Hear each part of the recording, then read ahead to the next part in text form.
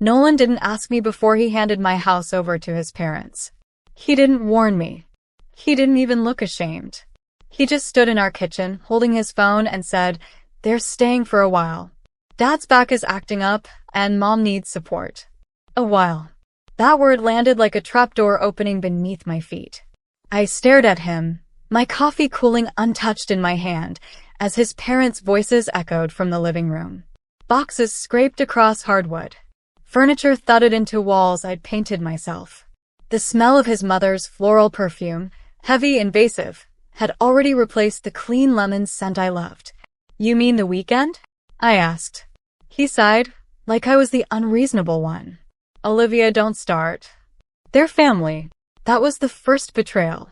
The casual way he dismissed my space, my voice, my right to decide who lived under my roof. By noon, my mother-in-law Carol had rearranged my cabinets. By dinner, my father-in-law Bruce had claimed the recliner Nolan and I bought on our first anniversary.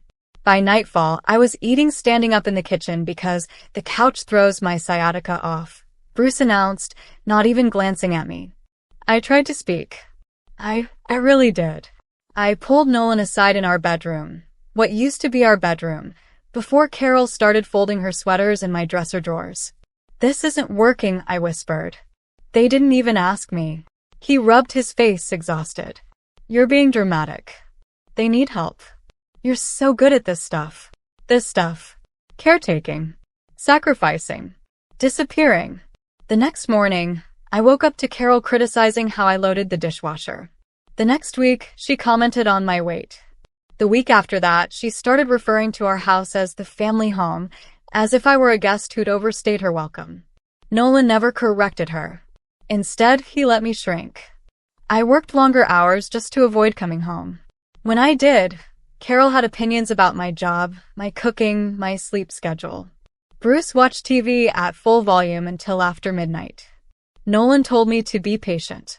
Patience became a bruise that never healed. The breaking point came on a Sunday afternoon, quiet and deceptively ordinary. I'd just finished a double shift and wanted nothing more than a shower and silence. Instead, I walked into the living room to find my desk, my work-from-home desk, gone. Gone. In its place was a massage table. Good," Carol said brightly. "You're home.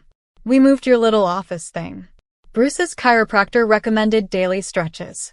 I felt something inside me go still. "You moved my desk?" I asked. Carol waved a hand. "You weren't using it properly anyway. Always hunched over. This is better for everyone." I looked at Nolan. He wouldn't meet my eyes. "You knew about this?" I asked him. He shrugged.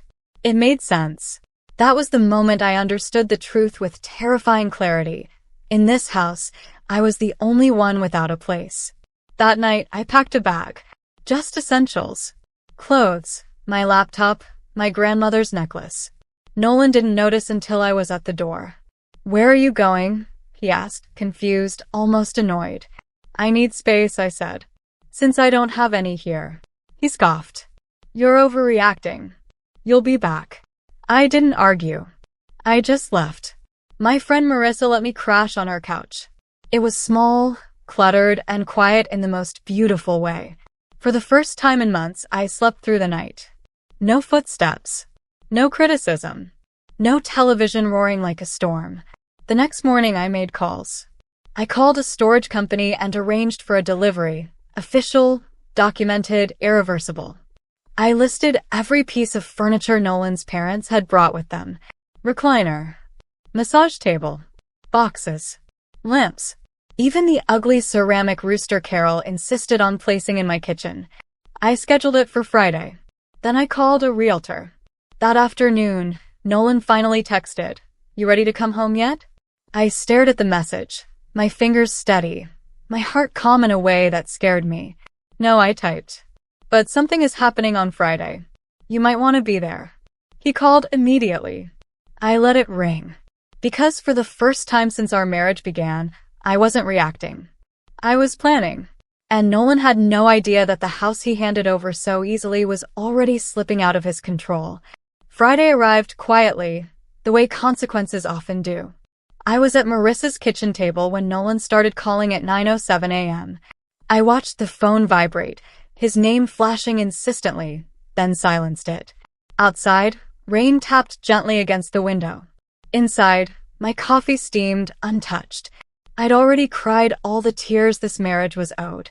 At 9:30, the moving truck pulled into the driveway of the house that was still legally half mine. I wasn't there to watch it happen, but I didn't need to be. The delivery receipt pinged my email, each item listed in neat black text. Everything Nolan's parents had brought. Everything they'd claimed. Everything they believed entitled them to my labor. At 9:42, Nolan left a voicemail. "Olivia, what the hell is going on? My parents are freaking out. There's a truck here. Did you do this?" Yes, I thought. I did. At 10:15, Carol finally called me herself. Her voice shook, not with fear, but with fury. "How dare you humiliate us like this? Do you know what the neighbors are thinking?"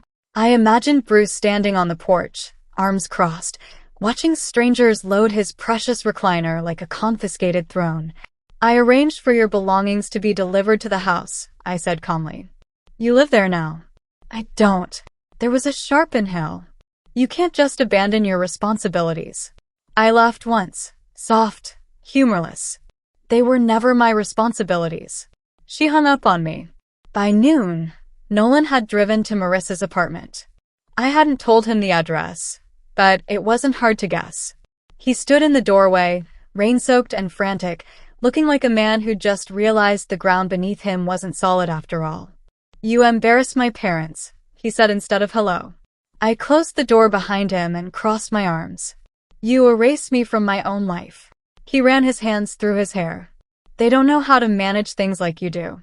The house is chaos. Mom's crying. Dad can't find the bills." I stared at him. "So now you see it." He frowned. "See what?" "The work," I said. "The invisible work you handed to me without asking.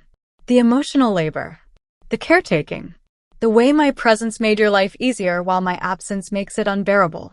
His mouth opened, then closed.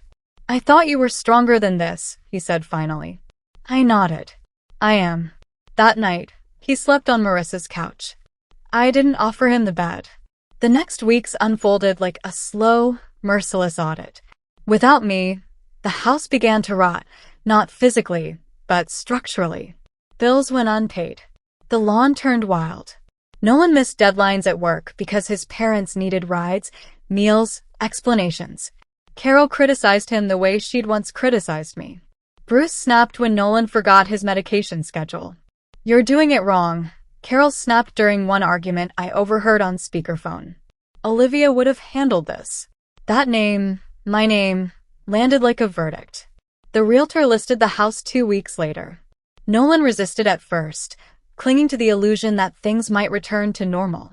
But normal required me, and I wasn't coming back. When we sat across from each other at the attorney's office, the truth finally surfaced, not in anger, but in exhaustion. "I didn't think you'd actually leave," Nolan admitted quietly. "That was the problem," I said. "You never thought I'd choose myself." The divorce was clean. No screaming. No theatrics. Just signatures and silence. The house sold quickly. The proceeds were split evenly, but the weight of maintenance, emotional and financial, fell entirely on him until the last day. On move-out morning, I stood in the empty living room one final time. Sunlight spilled across bare floors. No recliner. No massage table. No floral perfume. Just space. Nolan watched me from the doorway. "I don't know how to do this without you," he said. I met his eyes. "You were never supposed to." I moved into a one-bedroom apartment across town. It wasn't big, but it was mine. White walls. Quiet mornings. A door that closed when I wanted it to. I bought a small desk and placed it by the window, sunlight warming the wood. No one touched it. Sometimes I heard updates through mutual friends. Carol blamed me for everything. Bruce complained about downsizing. Nolan struggled, learning finally what it meant to carry the weight he'd once delegated. I didn't feel guilty. I felt free. Freedom didn't come with fireworks. It came with peace. With waking up unafraid. With the absence of resentment. with the profound relief of knowing that my worth was no longer measured by how much of myself I gave away. I didn't destroy a marriage. I escaped one. And for the first time in my life, the sanctuary I lived in wasn't just a place. It was me.